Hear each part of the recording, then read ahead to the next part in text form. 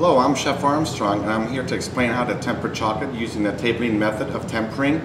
I'm starting with dark chocolate, and to just follow a diagram, I'm going to heat the chocolate up to 122 degrees Fahrenheit. I'm going to put 2/3 on the table. I'm going to spread it out and work it until it cools down and reaches a temperature of 80 degrees Fahrenheit. And then I'm going to take that and reheat that mass, returning it back to the remaining 1/3 of the chocolate. And it should come up to 90 degrees. And that's my desired working temperature. So now we're ready to start.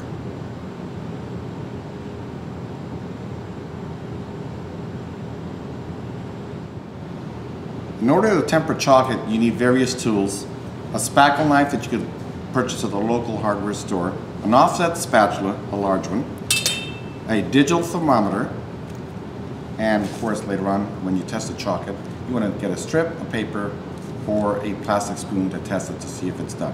And later on when we scrape the chocolate, we need a bowl lined with plastic to facilitate things. In order to be successful, you must first check the temperature of the chocolate. As I mentioned before, the chocolate should be at 122 degrees Fahrenheit. Otherwise, it won't work properly. So, remove the chocolate thermometer. And we're going to pour 2/3 on the table. Pull it out of the chocolate warmer, so you have a chocolate warmer or any kind of device that would keep your chocolate nice and fluid and up to that temperature. And we're going to pour 2/3 onto the table.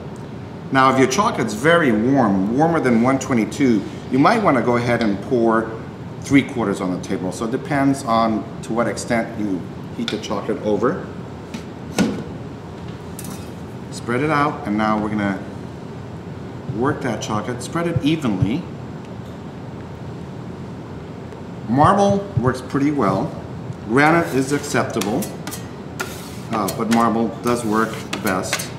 And the objective here is to take the chocolate and bring it into the center and try to equalize the temperature.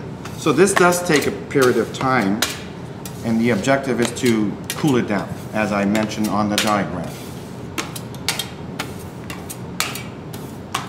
Spread it out again, evenly and as quickly as possible. Let me do it again. There are different methods.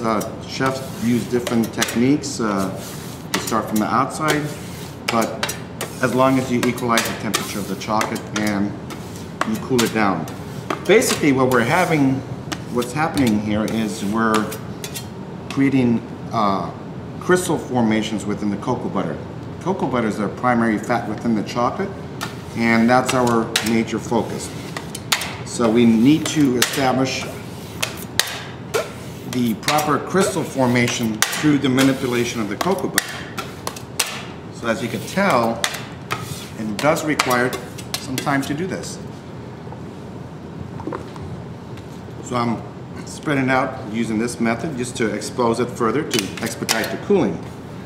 And of course you want to make sure you don't hit the floor, keeping things very clean.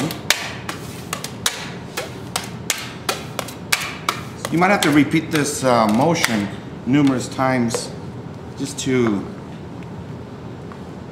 get the proper crystal forms.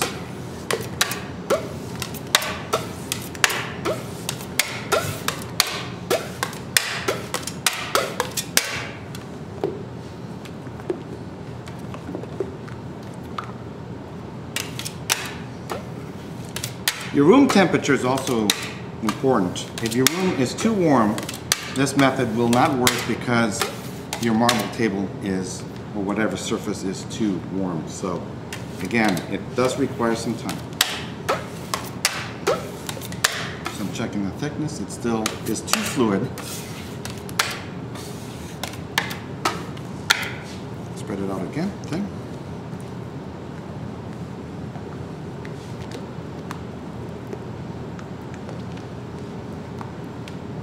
So every manufacturer does have different requirements.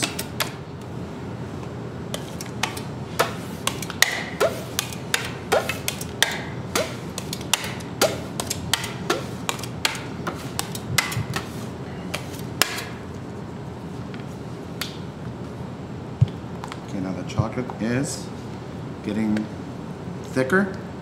It has a nice body, and I'm almost there. So you want to make sure you don't over crystallize. In other words, you cool the chocolate too much. Otherwise, it will be difficult to manage later on. We retrieve the bowl here and dispense the remaining chocolate into the remaining 1/3.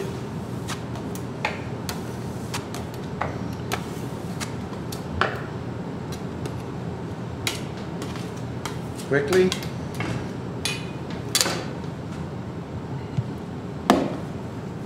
And stir the chocolate, push it down, fold it in.